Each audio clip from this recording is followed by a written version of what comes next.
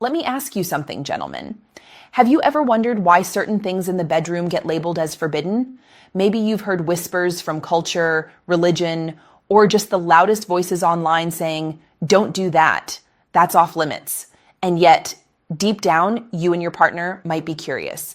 Now, here's the real question. What if some of those so-called forbidden techniques weren't wrong at all, but instead, when handled with trust and respect, could unlock incredible levels of pleasure? The kind of pleasure that makes her crave you, beg you not to stop, and bond more deeply with you afterward. By the way, before we go further, I'd love to know where you're watching from. Drop it in the comments below. It's always amazing to see how far this community reaches around the world. And while you're there, make sure to hit like and subscribe so you don't miss any of these science-based, doctor-approved tips. Here's the clinical truth.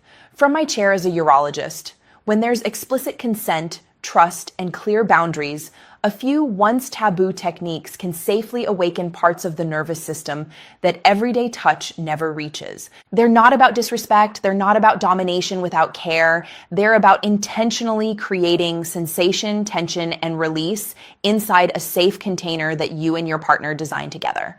And biologically, these techniques recruit nerves like the pudendal and trigeminal branches, activate receptors in skin and fascia, and send ripples of arousal throughout her body.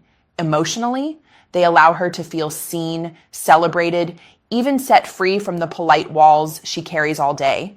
And practically, they make intimacy exciting again, fresh, playful, and unforgettable. For those who are new here, my name is Dr. Jocelyn Carter. I'm a practicing urologist with 5 years of clinical experience helping men and couples navigate sexual health with dignity and science. I want you to hear this clearly. There is no shame here, no judgment, just biology, psychology, and practical advice you can take home tonight if you choose. And remember, everything I described today only works when both partners enthusiastically consent. That means you discuss it first, agree on limits, and always have a clear signal to pause or stop. So let's break this down into 3 specific techniques. Each one may sound forbidden at first glance, but when done with care, it can make her crave more of you. Let's count them down. Technique number 1, name play, upgraded dirty talk. Think of this as dirty talk with a doctorate. Many women spend their entire lives being polite, pleasing, and restrained. But in a trusted sexual frame, using pre-agreed words can give her explicit permission to let go. And that, gentlemen, is powerful. Biology. Hearing certain words in the middle of arousal fires up her limbic system, the brain's emotional and reward center. Pair those words with breath on her skin, and you're activating multiple sensory pathways at once. Emotionally, it's not about insult. It's about recognition. You're telling her, "I see your hunger and I love it." That affirmation can feel liberating. Practically, don't improvise. Beforehand, ask, are there words that excite you? Any that are off limits? Write them down. Then, in the moment, speak them at the precise instant her body is already saying yes. When she's arching, gripping, pulsing, that's when language locks into sensation. If you're unsure, stick to observational praise, that shiver, that sound, that grip. Trust me, she'll feel celebrated, not degraded. Technique number 2, rhythmic spanking, the science of sensory waves. This one can sound scary, but here's the science. The gluteal region is packed with sensory nerves, including branches of the pudendal nerve. When you deliver a properly placed open palm smack on the fleshy part of the buttock, you don't just create a sting, you create a deep, throbbing wave that echoes into the pelvis. Biology, pathways connected to the clitoral network. It's not about pain, it's about resonance. Emotionally, done with care, it can make her feel both claimed and adored. The rhythm signals, I'm here with you, I'm leading, and you're safe. Practically, always warm up first. Firm hand pressure, kneading, long caresses. Aim for the upper outer quadrant of the buttock. Avoid the spine, tailbone, or hips. Keep your palm open, fingers together. Think press and rebound, not slap and snap. Start light and slow, 1 or 2 per breath cycle. Watch her body.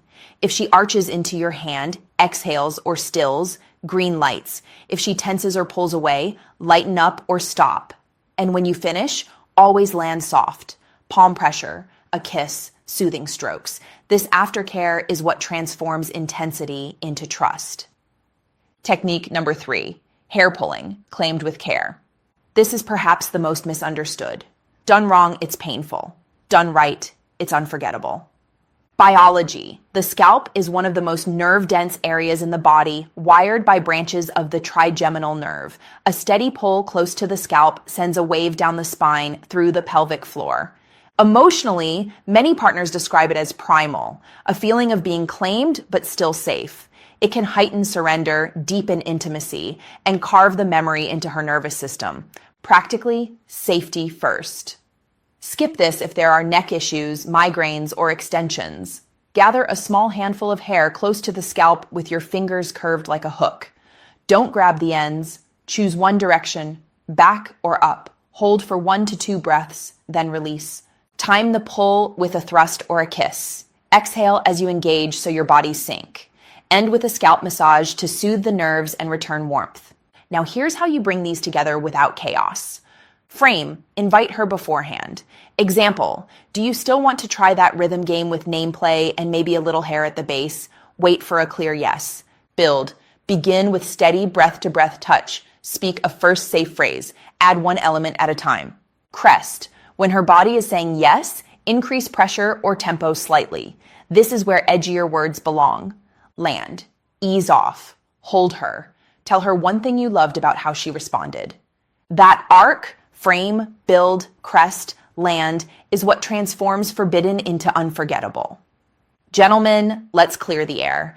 These are not games for proving loyalty or testing boundaries. They are for couples who are already rooted in respect. If either of you feels shame, awkwardness, or uncertainty afterward, normalize it. Talk, debrief, ask, what did you love? What should we change? Do you feel good? That conversation afterward is just as intimate as the moment itself. It reassures her nervous system that she is safe, loved, and desired. And it reassures you that you're growing together, not apart. So here's my final message to you. Age does not mean the end of exploration. In fact, as we mature, what our partners crave is not wild performance, but attentive play. The kind where every yes is honored, every no respected, and every boundary becomes a canvas for deeper connection. If you take one thing away from this video, let it be this. Your best sex is not behind you. It's ahead of you, designed moment by moment with the woman you love. If this resonated with you, hit that like button, share it with a friend who might need it, and subscribe so you never miss these honest, science-based conversations. And I'd love to hear in the comments, which of these 3 techniques sparked the most curiosity for you? Gentle smile. Remember, small changes create big freedom. You're not crossing a line, you're drawing one together. And when you play inside it with care and courage, that's when intimacy becomes unforgettable. I'm Dr. Jocelyn Carter, and I'll see you in the next video.